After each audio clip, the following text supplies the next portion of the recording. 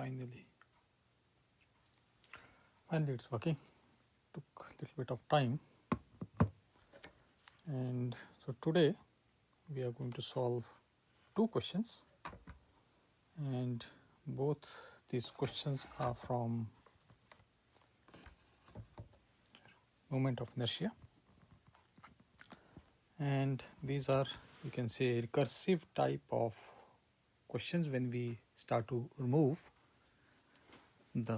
some component of mass from the bigger body, and it is said that in both questions we are going to solve for that purpose. So first question, and the first question is for our equilateral triangle, and it states that take an equilateral triangle of side L. From this triangle, remove the central middle equilateral triangle whose area is 1/4 of the original triangle. Then from each of the remaining three smaller triangles, again remove their central equilateral triangle, each having 1/4 of area of those smaller triangles. Continue this process infinitely many times. Let the final remaining figure after infinitely many such removals have a total mass of m. The axis of rotation passes through the center of the figure and is perpendicular to the plane. So we have to find out the moment of inertia when the total mass is remaining m. Okay. And the process of removal is done for infinite times. So this is the basic question. So let us try to understand the figure first. So we are given that we have an equilateral triangle,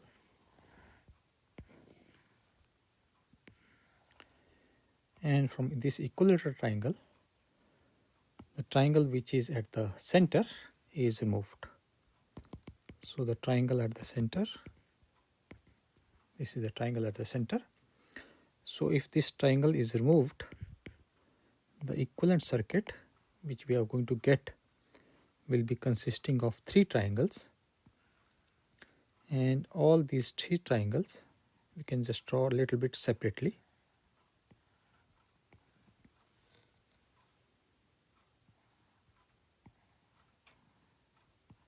So these are the three triangles when the central portion has been removed.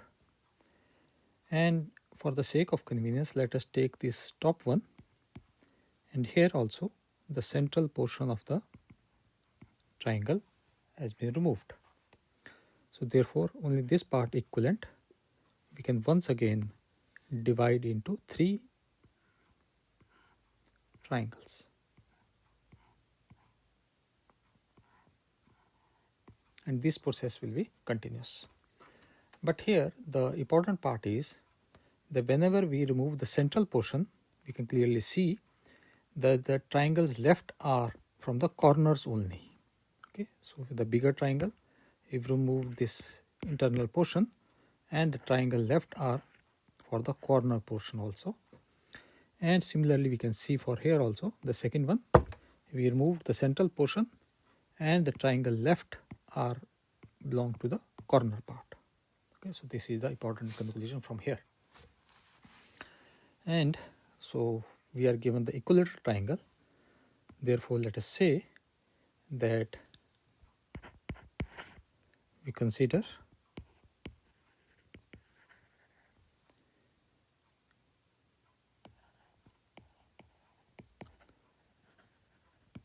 equilateral triangle, and whose side is given as L. Okay. And it is given that the central triangle, and in every portion the central triangle is removed, and the central triangle removal is having the area that is 1/4. You can see we remove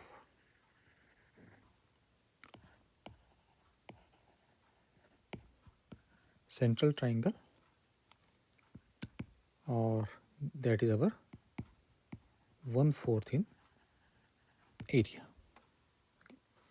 So it means every time we remove, we are going to get the corner triangles we will get one triangle at each corner and whose side will be L by 2. So you can say that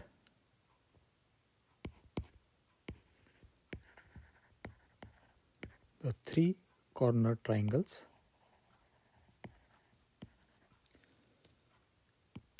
one each, one in each corner,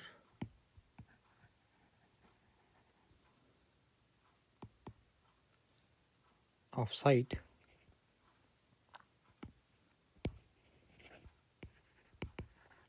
and side will be L by 2. And this triangle will be the copy of the original triangle. Only difference will be they will be just smaller in size. Okay? Because this is very important, we can use this property later on also. So from here we can say that these 3 triangles are identical copies of original triangle,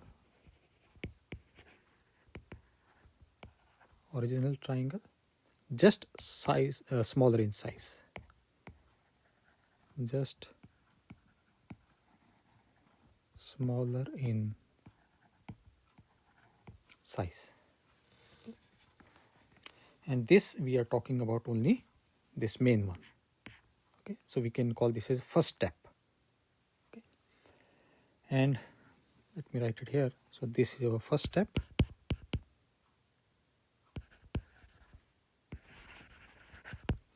and this is our second step. Likewise, we can go third, fourth, fifth up to infinite. Okay. And so we can also say, now we come to the second step.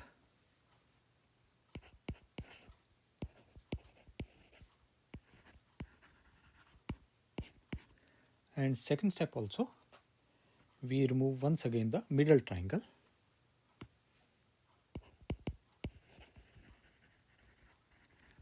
Remove the middle triangle, and the remaining triangles will be for each corner. Okay. So we get the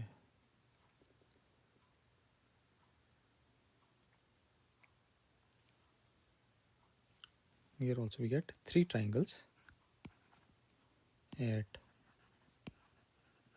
each corner, and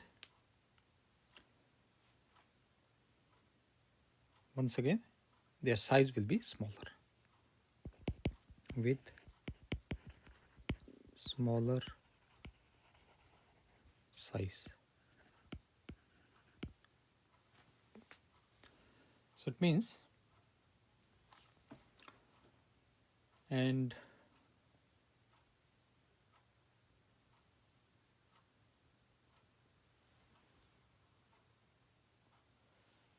this will be given as an infinite repetition, and this is our infinite repetition.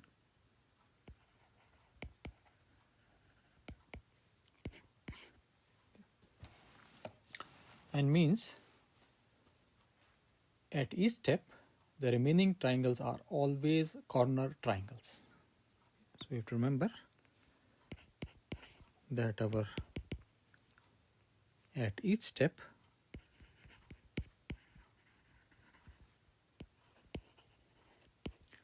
remaining triangles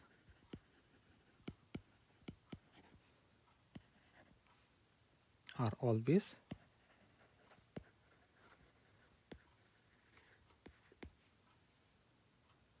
corner triangles. Corner triangles. and each of these triangles will be identical in shape to the original triangle, but there will be a little bit scaling down, their size will be smaller. So you can see each of these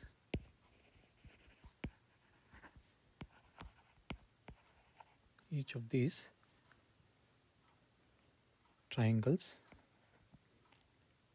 is identical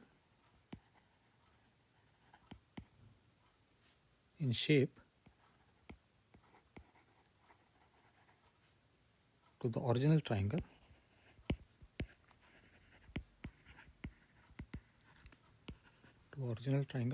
just scaled down, just scaled by the power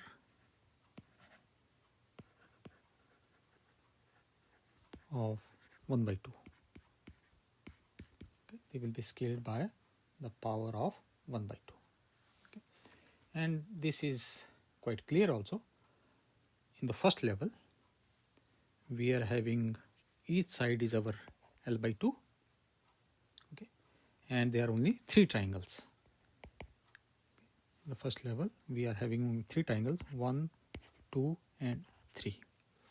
In the second level, we are having these 3 triangles, and from these 3 triangles we are going to remove 3 middle triangles, and accordingly we are going to have total 9 triangles, 1, 2, 3, 4, 5, 6, 7, 8 and 9. Okay. And the side will be L by 4.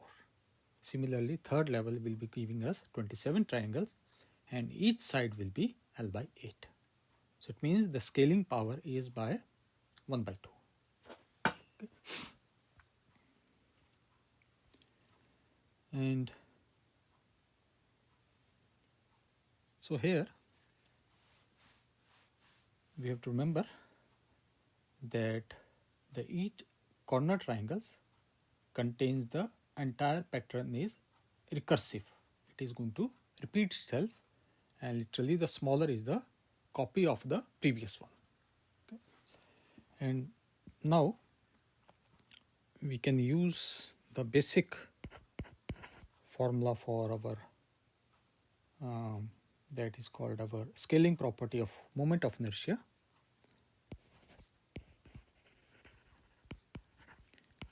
Scaling property of moment of inertia.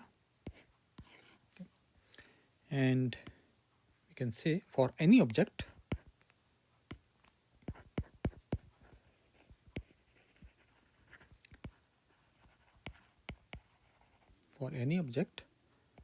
its moment of inertia will be proportional to mass and L square. Okay. Here m is the mass, but L is our linear size. That linear size can be our length, it can be radius, or it can be any side. Okay. So our m is our mass, and this L is, we can call this as a characteristic linear size. Characteristic linear size. So it depends upon the type of the object we are taking. In this case we are taken as triangle, so this L will be side of triangle. If we take a square, then the L will be the side of a square. So this is dependent upon our characteristic. And we can also say that if the lengths are scaled by S, then the area will be scaled by S square.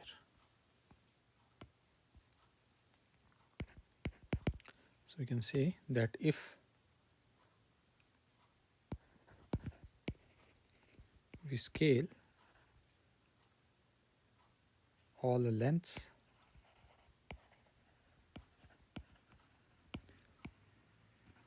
by S, the area is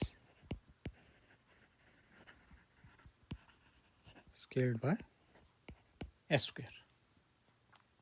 And from the formula also we can find out what will be our new moment of inertia using this property.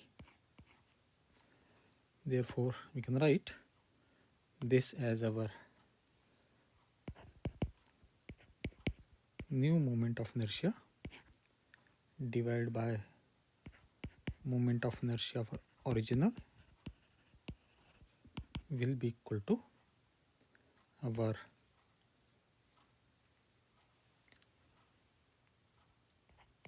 mass nu, and we have this as our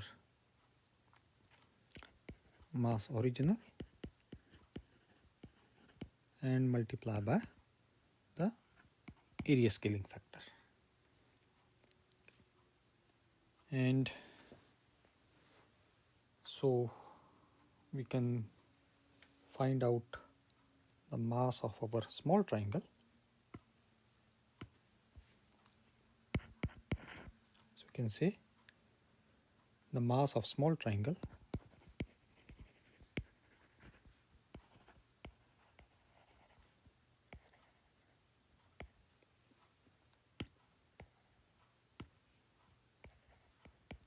let us call this as m prime, then m prime will be equal to m by 3, okay, because this fraction divides the mass into 3 equal mass corner, and the linear scale which I just wrote as s and its value I took as 1 by 2, and we can also find out, and for that we can say our linear scale factor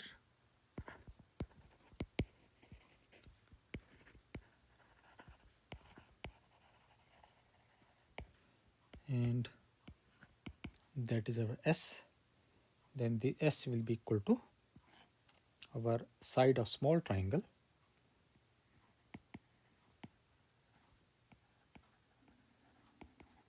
divided by side of large triangle,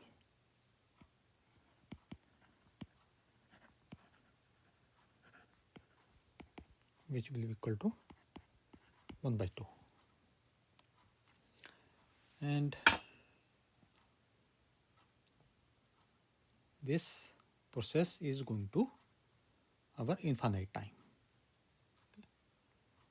And so let me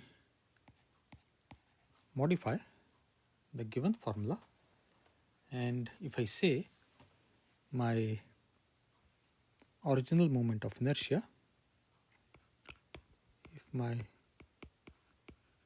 I original is given as I and my I new is written as our I copy comma centroid. So I am going to write this as I copy and centroid. And in this case we have to remember that we have to find out the moment of inertia about the axis which is perpendicular to the plane, okay, incoming, outgoing. Okay. And so in this case, if we say that these are the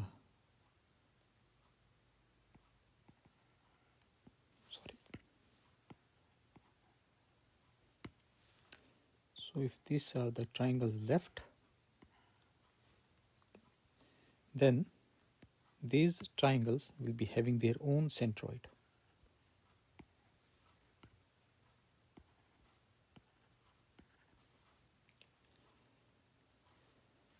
Therefore, we can say that moment of inertia of the copy with respect to own centroid will be equal to I, and then we can use the formula. So we can say that our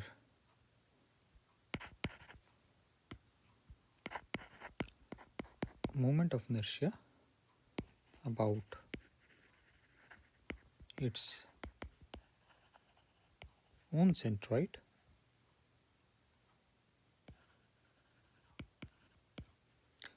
we can call this as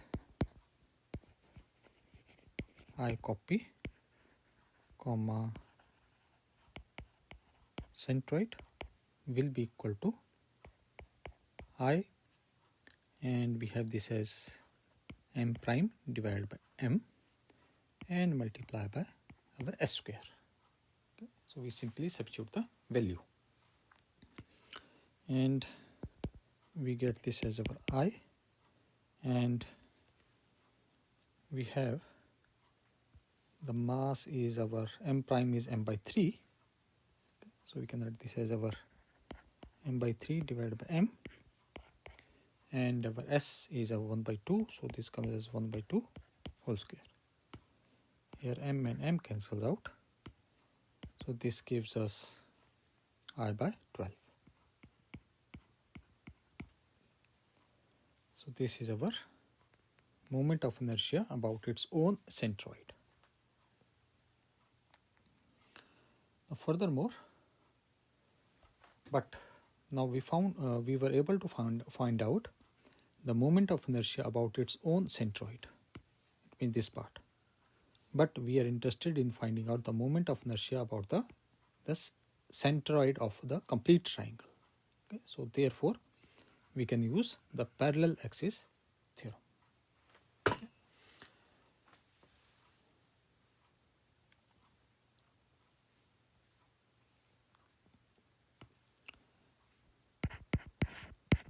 So we can say, set up the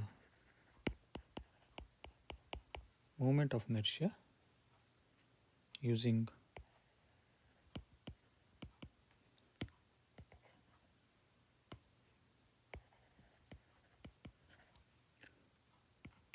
parallel axis theorem. And like I said, that if I is the moment of inertia of this hole and its centroid is given, the center is the axis is perpendicular. Okay. So it means the each smaller corner triangle contributes in two parts. First one will be the moment of inertia about its own axis, not own axis but its own centroid, and then we are going to use the parallel axis theorem because of the displacement of their centroid.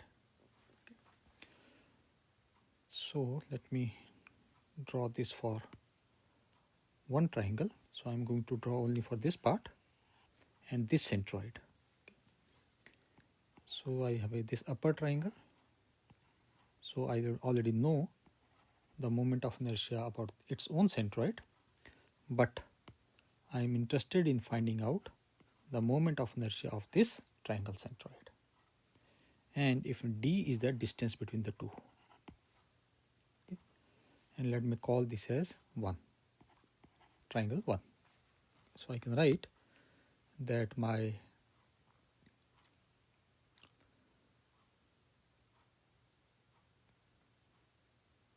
contribution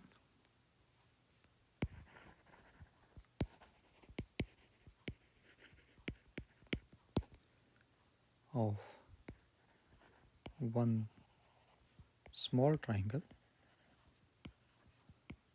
let us call this as our I1. Therefore, we can write that I1 contribution at the centroid will be equal to its moment of inertia, and that we already found out is I copy centroid. So I can say this will be my I copy centroid plus its mass and distance between the two. Okay. And we have three similar triangles. So this is our triangle number 1, this is triangle number 2, and this is triangle number 3, and all are copy of each other. Therefore, we can say that the three identical corners for three identical triangles, we can say that moment of inertia over I will be equal to 3 times for our first triangle.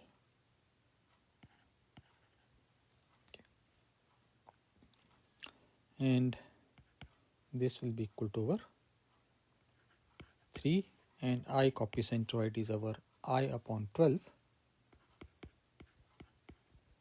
plus m prime is our m by 3, and we have this as our d square. And we can just solve it for I.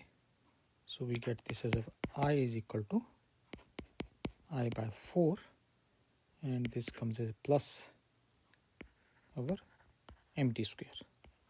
So from here we get that our I will be equal to 4 by 3 mt square. Now we are going to find out what will be this distance. Okay, and so we can say that our this distance is nothing but we can compute with the help of the basic triangle property, and let us say compute the distance d.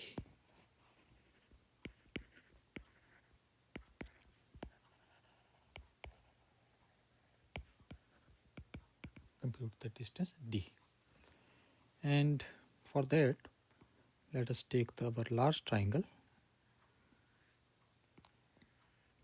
Okay, and this is the center, and the side of this is our L. And we know that for the large triangle, the distance from a vertex to the centroid is 2 by 3 of h. So we know that distance from vertex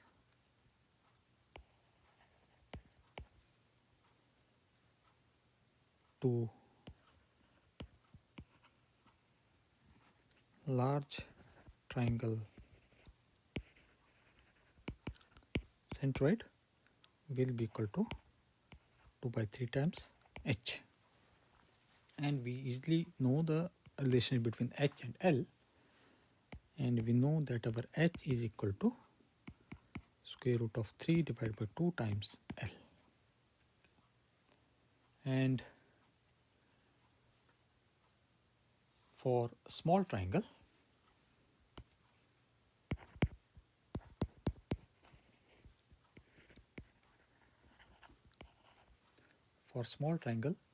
we already know that we have a linear scale which is denoted as S, and its value is 1 by 2. Okay. And if its height is h prime for small triangle, if we consider its height is our h prime, then this h prime will be equal to linear scale multiplied by the original height. Okay. Original height linear scale is our 1 by 2, so this comes as h by 2. Okay. Therefore, we can say, and this is for our small triangle, we can say its distance, centroid distance from its own vertex. Centroid distance from its own vertex, and which is equal to 2 by 3 times h prime. And we already know h prime is h by 2, therefore we can write this will be equal to over 2 by 3 and h by 2, giving us h by 3. Therefore, you can say that the distance from the large centroid to the small triangle centroid, distance from large centroid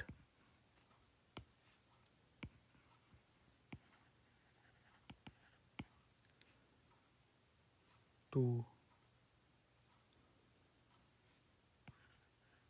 small triangle centroid,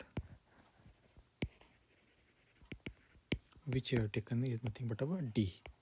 Then this d will be equal to our 2 by 3 h minus h by 3. So this will be coming as our h by 3. And we can also, because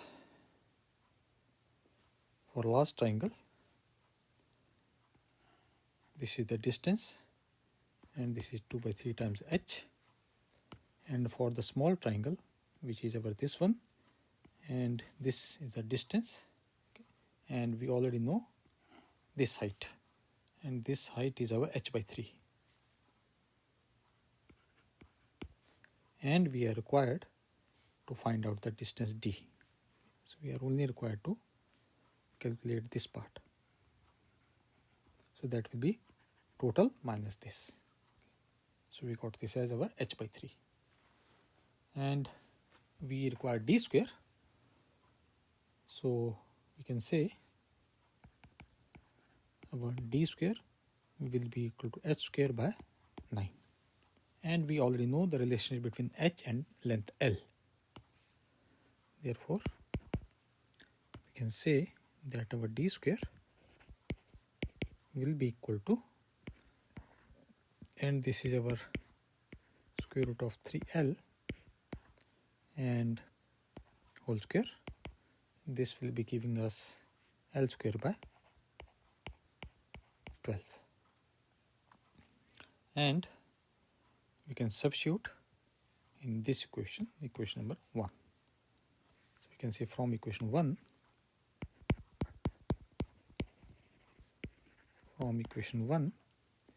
we are having that the moment of inertia will be equal to 4 by 3 m, and we have d square, that is L square by 12, and this 12 goes by 3, so we get this as our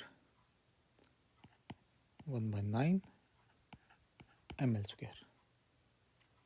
So this is our final answer. Now we calculated for this when our axis was perpendicular to the plane. Now we are going to solve same question, but now the moment this axis is joining the vertex to the opposite side. So we have same question, but our axis is a line joining a vertex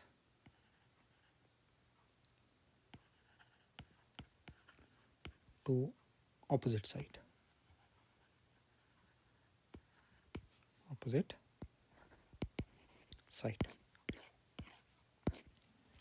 So it means, so if this is a triangle, then the axis is to the vertex, to the opposite side. Okay.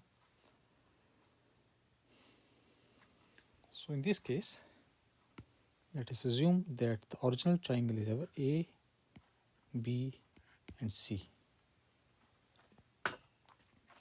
and we remove the triangle PQR.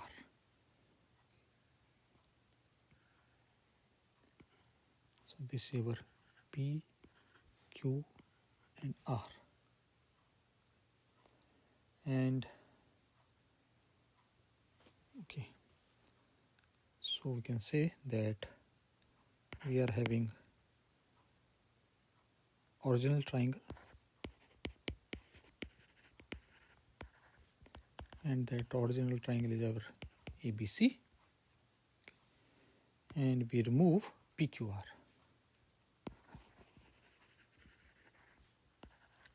Remove triangle PQR.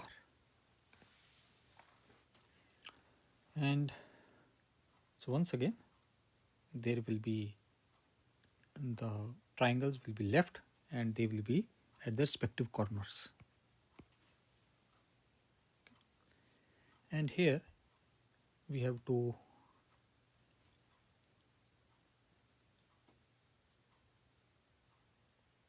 okay.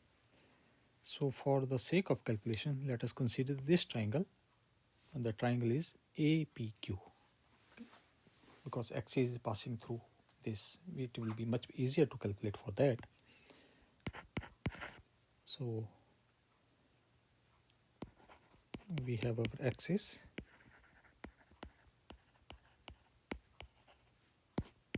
through our A, and you can say for triangle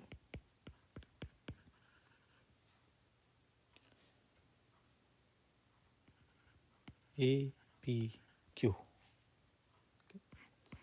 And in this case, once again, we are going to find out the moment of inertia about the axis which passes through A and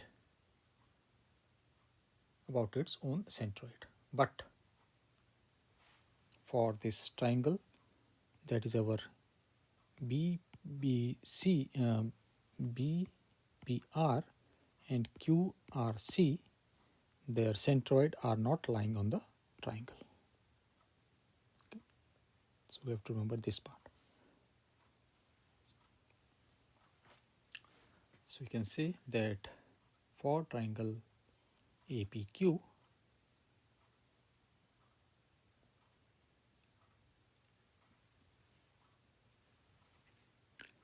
its own moment of inertia about the axis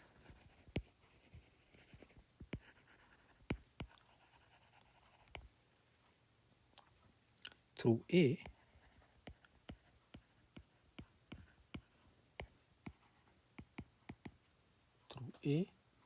along the same direction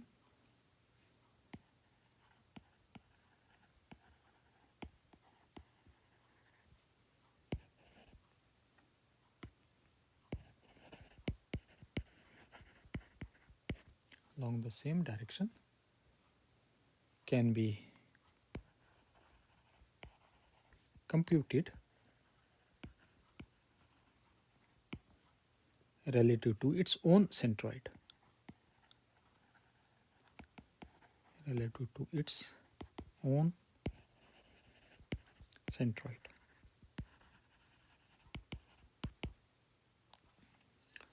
And for triangle B and C, their centroids are not on the axis, okay, but they are perpendicular equal distance. Okay, so therefore the axis, and from the other side, let us suppose this is distance d, and for the other side this distance will be also d.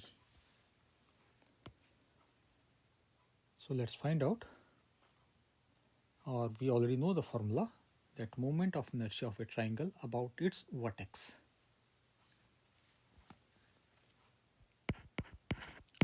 We know that moment of inertia of a triangle about its vertex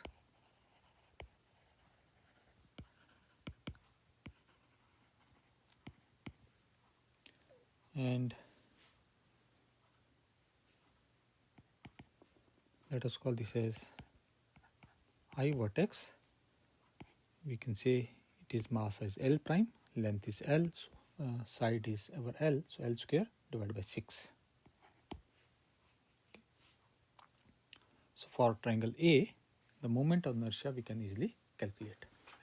But for triangle corner B and C, we have to use parallel axis theorem, because their vertex are at a distance d from their axis of rotation, about which we are supposed to find out the moment of inertia.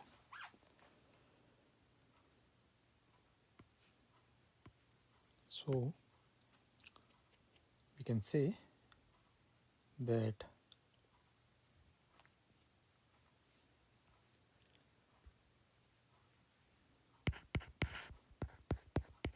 for triangles PBR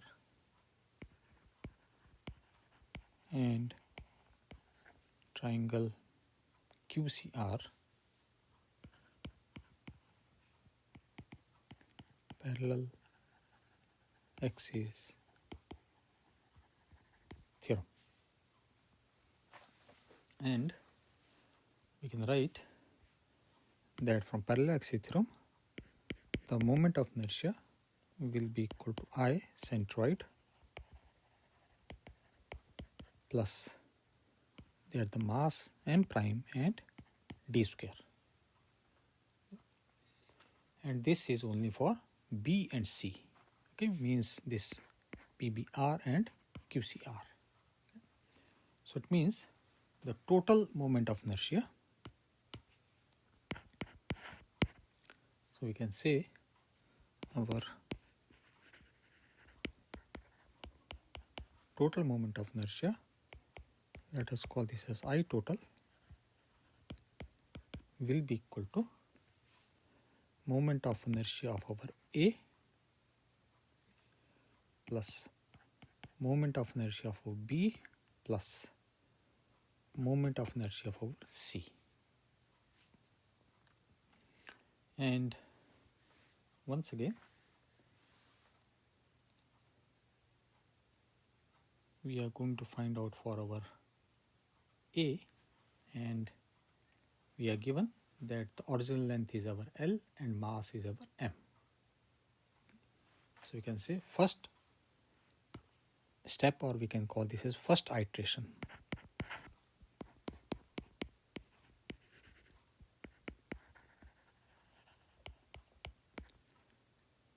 And in this first iteration we can say that our mass of A will be equal to m by 3 and its side length L of A will be equal to L by 2,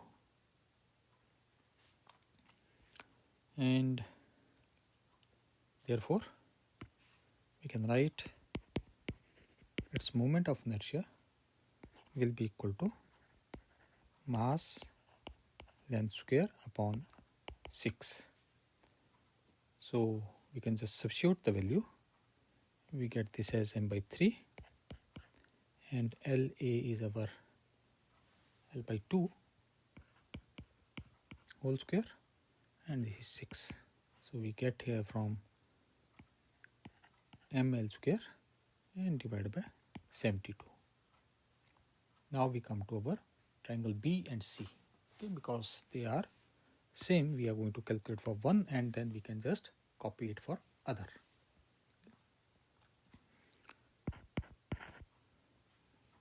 So we can write that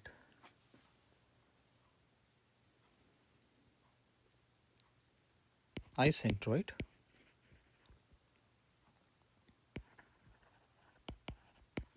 will be equal to, we have this as our m prime L square upon 12, and this comes as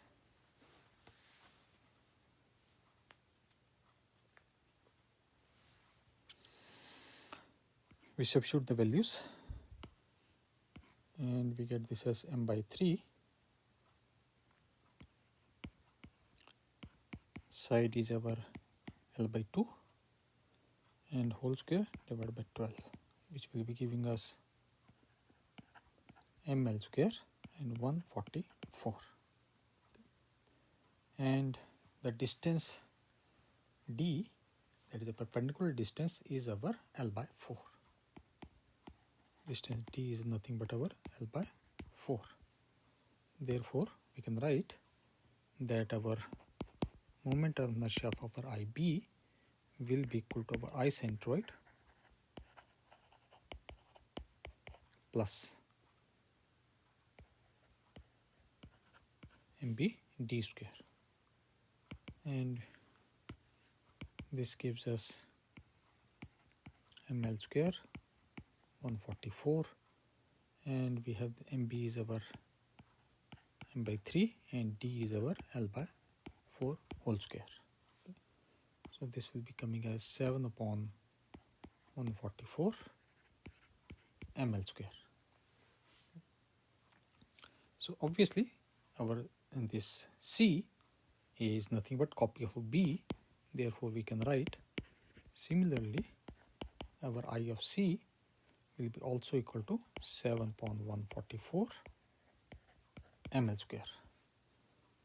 Therefore we can write that our total moment of inertia after first iteration, you can say our total moment of inertia for first iteration, let us call this as our I total and first iteration, which will be equal to our IA plus IB plus IC, and we substitute the values, we get this as I total for the first iteration will be equal to IA, I was ml square 72 plus this comes as 2 times 7 upon 144 ml square, and this will be equal to over 1 by 9 ml square. And first iteration, by first iteration we mean that we have only removed only this, the middle portion, only one time. Okay, so we are calling this as a first iteration. Now this step has to be repetitive. Okay, so we can say this is nothing but a recursive step. Okay, and we always have to remember that, let me draw this here, because the axis about which we have to find the moment of inertia is fixed, and that axis is always going to pass through A. So any triangle which is having a vertex that is associated with A, and so axis will be passing through, it's always through that particular triangle. For example, like we have already divided this part and we got the triangle APQ, and if we further divide this triangle like this, so once again the triangle which is having the vertex A, the axis is going to pass through this, and for the other two the axis will be at a certain distance which we are going to call as a perpendicular distance, and this is true for B as well as C also. Okay. For this respective centroids we call this distance as D, which we took as perpendicular distance, and for A it will be once again this P and Q will be distance D prime, and this will be also D prime. So it means the triangle which is having a common vertex with A, the axis will be always through that vertex. Okay. So we have to remember this thing. Therefore we can say that for a triangle copy means any triangle which is having a vertex common with A, its axis is always going to pass through vertex A, therefore its moment of inertia will be calculated always using vertex formula. Whereas the copies of B and C, it means if we divide it like this further, okay, so copies of B and C, the axis does not pass through their centroid. So therefore we are going to use the parallel axis theorem always for our B and C copies. Okay, and the distance, the linear scale we know in first part we calculated is our 1/2. Okay, so we have to remember this thing, because this is an important part. So we can say our A triangle copy, and this A triangle copy axis still passes through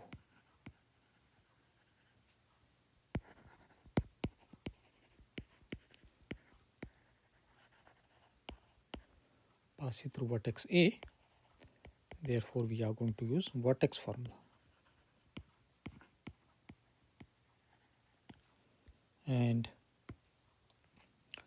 for B and C triangle copy, we are going to use parallel axis theorem. And so let's find out, or we already know they are scaling factors, but we can still write them. So we have our scaling at each step.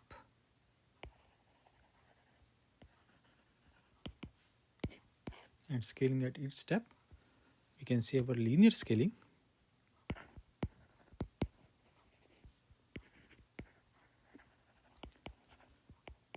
that if S is our 1/2, and we have mass fraction per copy.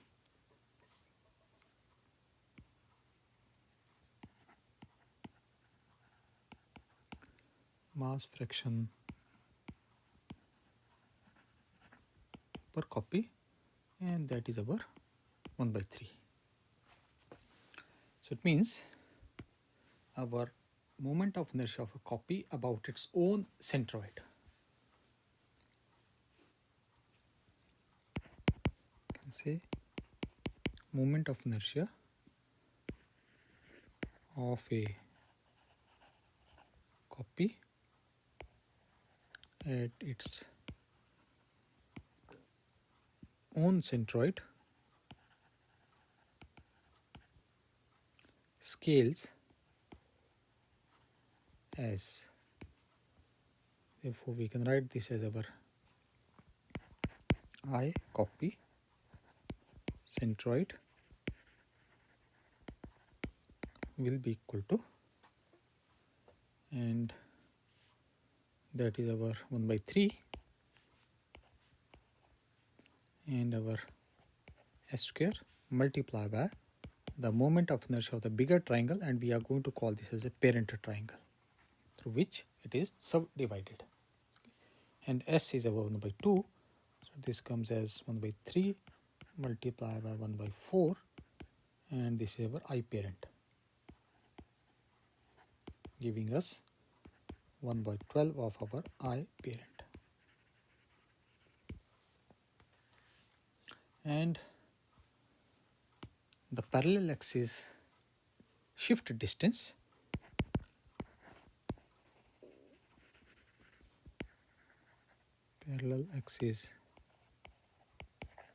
shift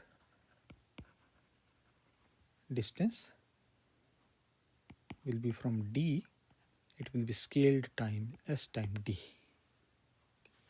and therefore the moment of inertia we can find out that will be nothing but our recursive sum, or it will be some kind of geometric series. Okay.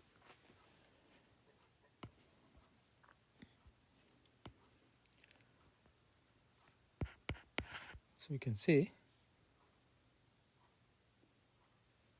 the total moment of inertia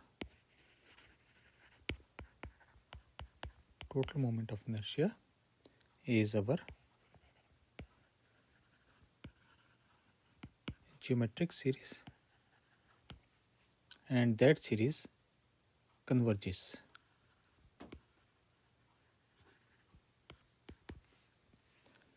So let us or we can also call this as a recursive sum.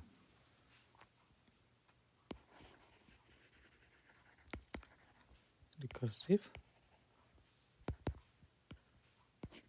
sum. And let us say that we are having I of n is equal to contribution of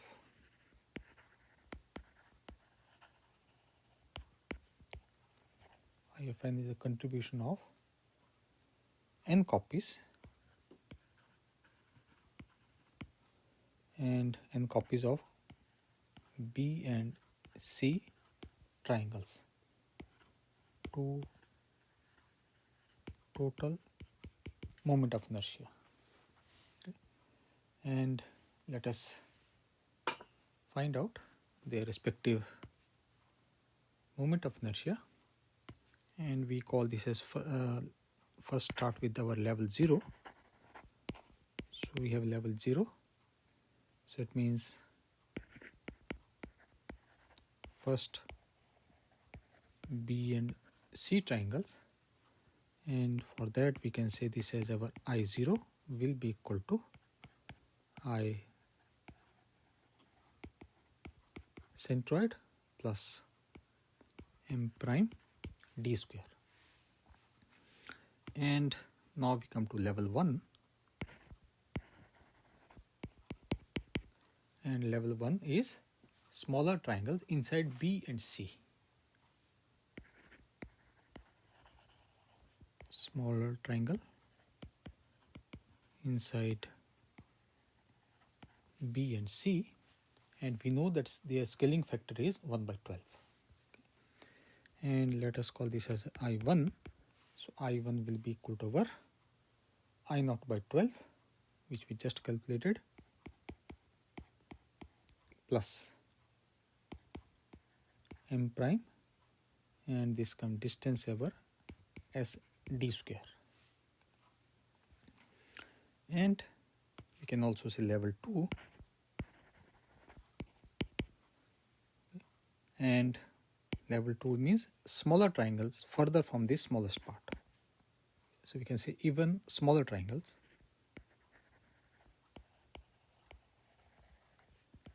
Even smaller triangles, let us call this as I2, and I2 will be equal to 1 by 12 of our I1 plus m prime, and this comes over s square d whole square.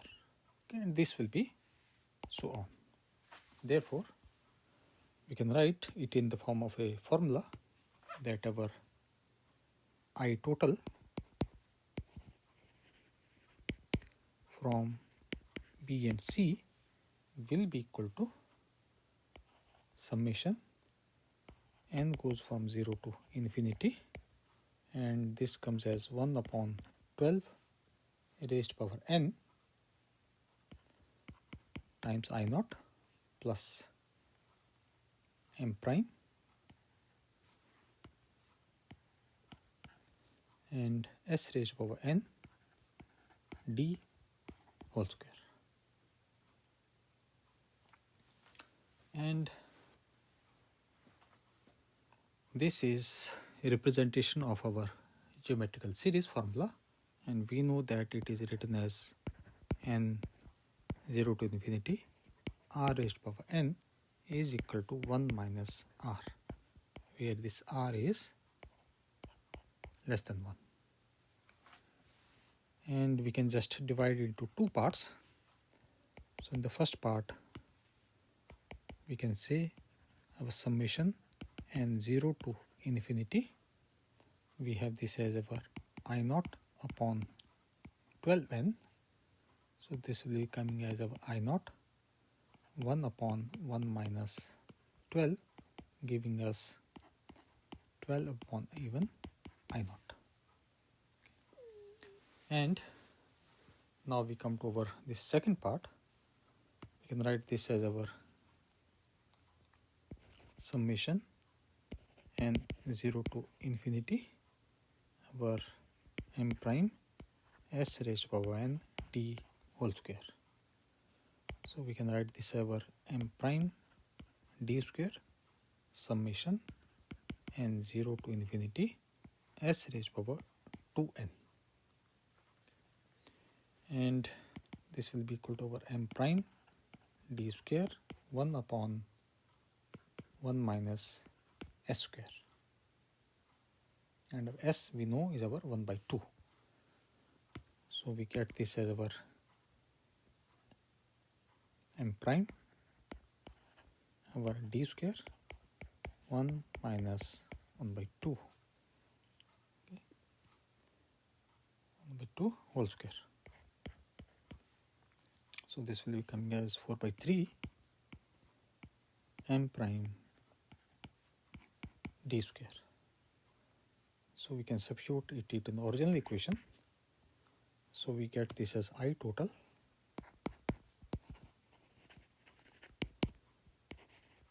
B and C will be equal to, because it is a both combination of B and C, so we have to multiply it by 2. So this comes as twice, and we have 12 upon 11 I naught plus 4 by 3 m prime d square. And now we are only left with triangle A. Okay. Therefore, we can say that our I total will be equal to I of A plus I total from B and C. And I of A we already know.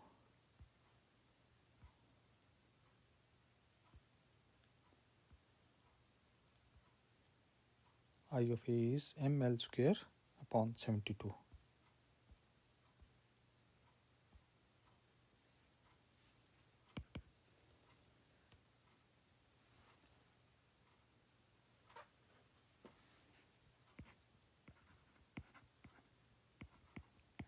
Plus twice 12 upon I naught and plus 4 by 3 m prime d square. And so from here we also know, 1 second,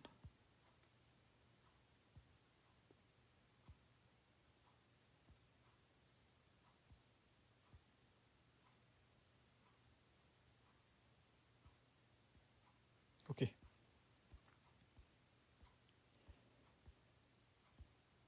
So we get from here that our I total will be equal to 4 by 27 ml square.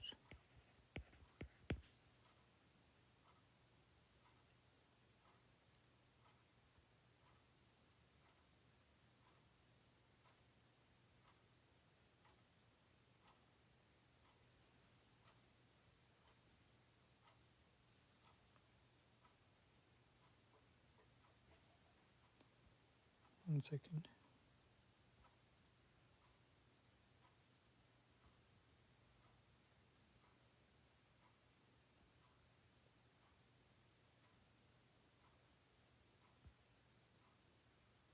Yeah, okay. So this is our total moment of inertia when we try to move all the smaller triangles and axis is passing through our their vertex and is perpendicular to the opposite side. Okay. So this completes. So today we are only trying to solve the 2 questions. Okay. Next time we are going to take the rest of the parts. Thank you.